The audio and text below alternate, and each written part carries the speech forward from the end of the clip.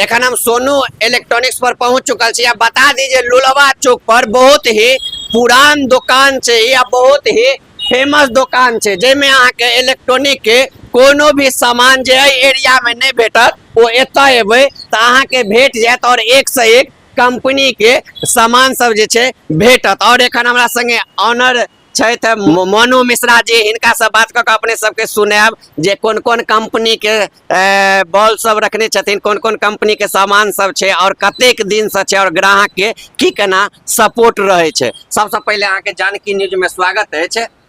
मनु बाबू, अहाँ के दुकान जहिया से हम लुलवा चौक पर आवे छी देखे छी अहाँ के ई दुकान हरदम भीड़ लागल रहे छे ग्राहक के, अहाँ के फुर्सत नहीं रहे छे। एगो और नयो डाल लिया हन काउंटर? नहीं, नया तो अभी नहीं डाल रहे। नया नहीं डाल लिया हन, ई अहाँ के पुरान छे। ए पर मतलब केहन तरह से चल रहल छे एखन तक धंधा पानी? चल ठीक ठाक छे, ठीक ठाक चल रहल छे। काफी जस या एरिया में कौन कौन कंपनी के एखन अहाँ काज करे छी?